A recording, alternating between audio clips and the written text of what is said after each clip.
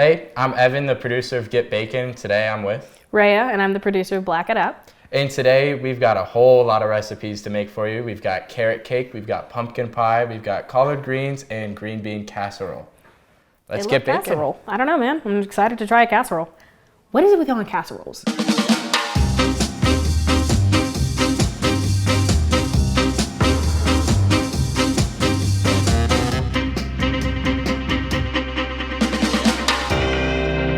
Hi, I'm Lana.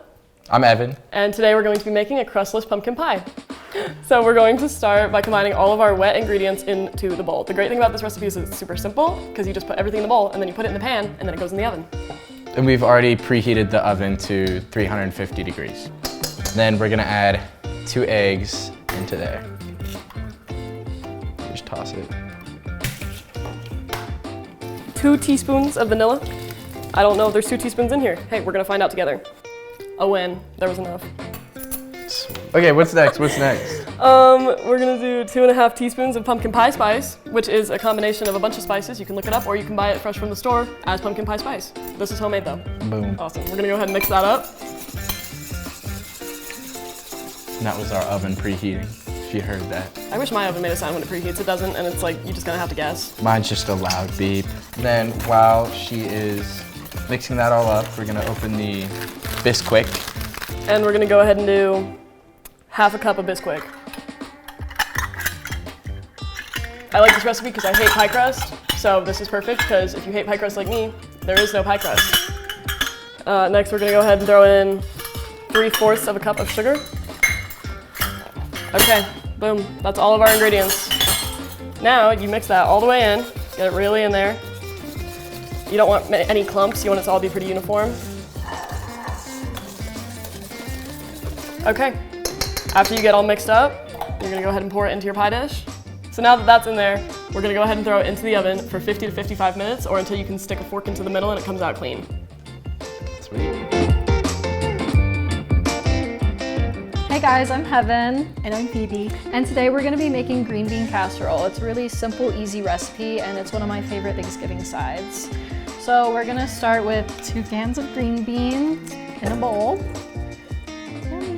And then we have cream of mushroom soup. And then we're gonna do I believe it's 3/4 a cup of milk. Well, okay, actually when I was younger, I hated green bean casserole, and now it's my favorite dish. We have to make 2 servings of it, 2 different trays of it, because I will eat a whole tray on my own. And then we're just gonna add some salt and pepper to taste. You can add any seasoning you want. I'm just doing it how my mom makes it. And then some people, they do mix in the fried onions. I'm not doing that. I think they're better crispy. And then you're just gonna put it in this little tray. And then this goes in the oven for, I believe, about 25 minutes or until it's bubbling. And then you pull it back out and we'll put the onions on and put it back in. So yeah. I've already introduced myself. I'm Rhea. I'm Madison. And we are going to get started on my famous carrot cake. So the first step is to take your 13x9 pan and you're going to butter it and lightly flour it. In the meantime, we are going to take our comically large mixing bowl and we are going to mix our sugar, oil, and eggs. So, oh my God, we've got our 3 eggs here. We're gonna take this, we're gonna mix it. So 1.5 cups of sugar is gonna be our first step. 1.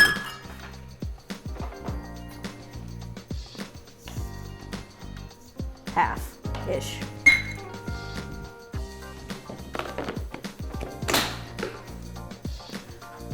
Our next step is to mix in a cup of vegetable oil. However, we don't have oil, so we are going to be substituting with melted butter. Just gonna give this a little mix. So, next step is we're going to take 3 eggs, crack them and add them. So, butter is now in. In the meantime, I'm going to start cutting up our carrots.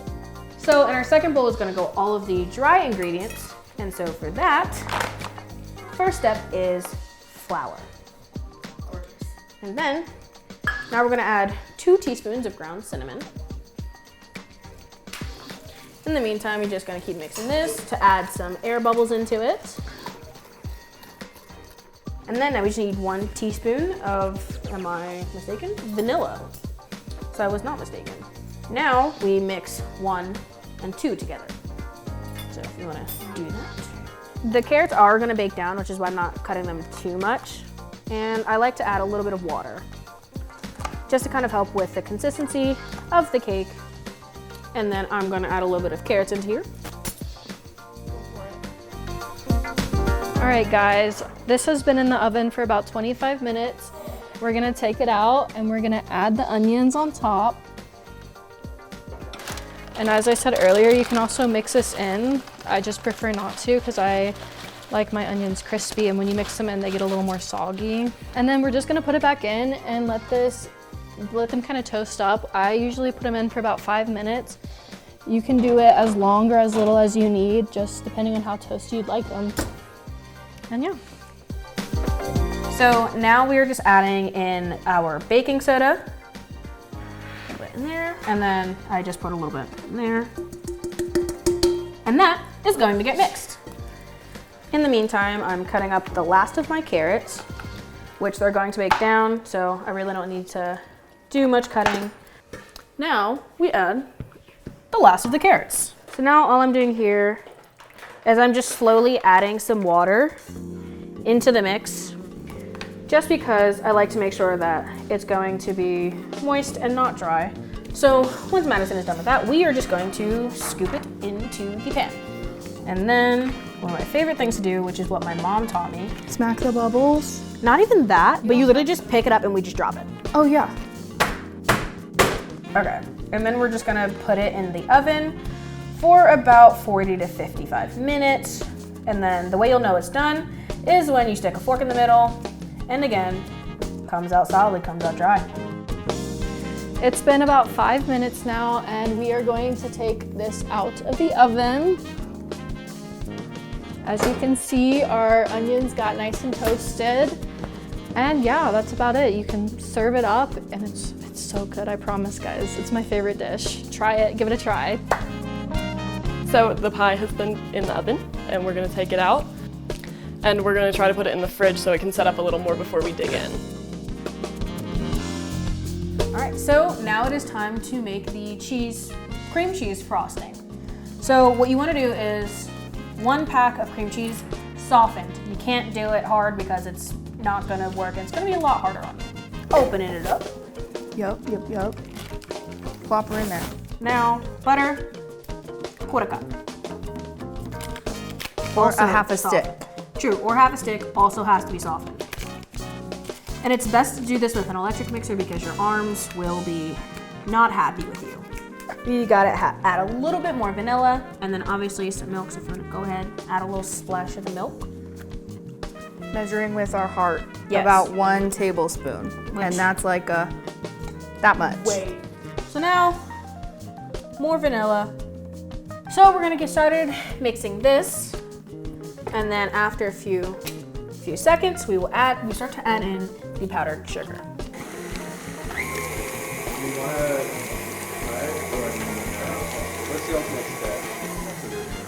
So while Madison is getting our first part of the frosting mixed up, I'm going to measure out our first of 4 cups of powdered sugar.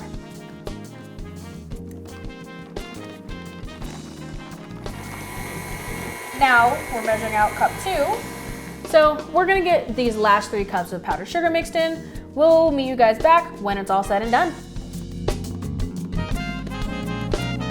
This is Kaylee, y'all know her from Blurred Alert, our residential blurred. Yes. And she's gonna be helping me make collard greens, which I'm actually super excited for because I only ever have them at Thanksgiving.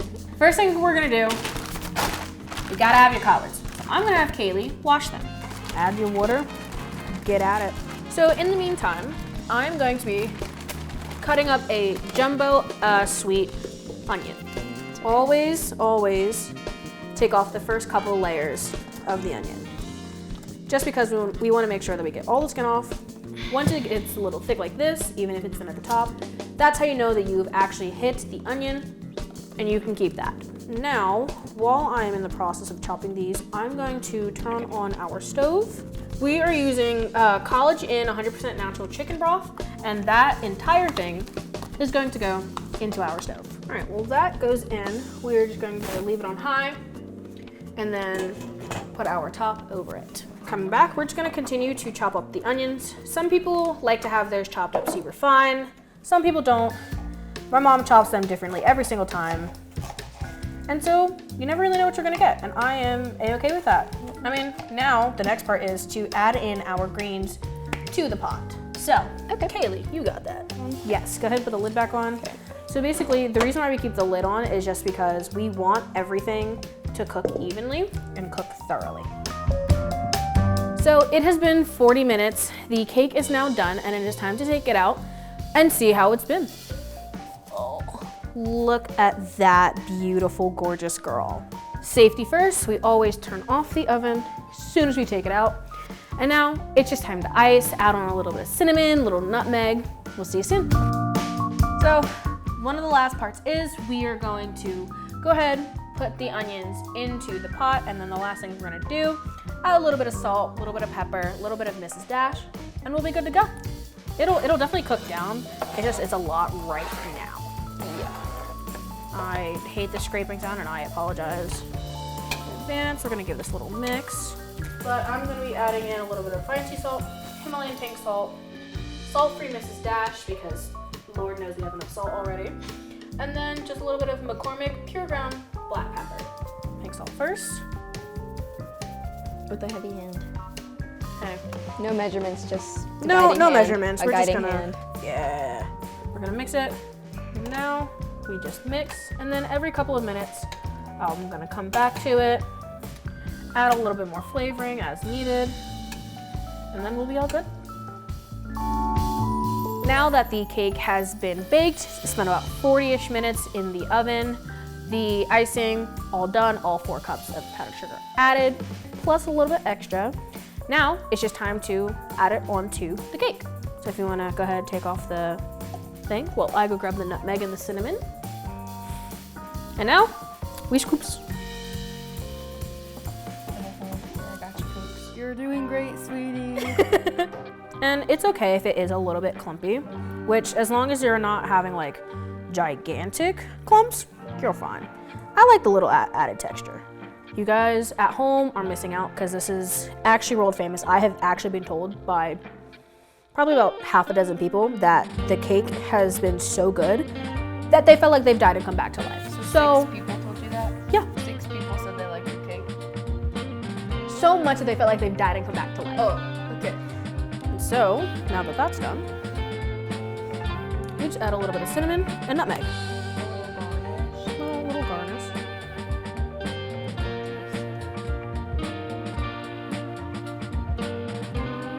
And now, voila, we have our carrot cake. We're all good. Would you like to try taste test? Oh, that's a lot. And that's okay.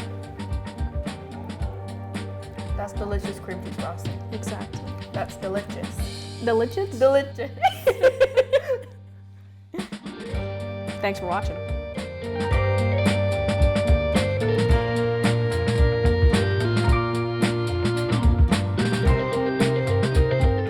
Thank you guys so much for watching this episode of Get Bakin with a collab with Black Hat App. It was a lot of fun. This food looks really good and we can't wait to eat it. Make sure you guys try out these recipes at your next gathering with either family or friends, and thanks for watching. Okay. Does anyone have food thoughts?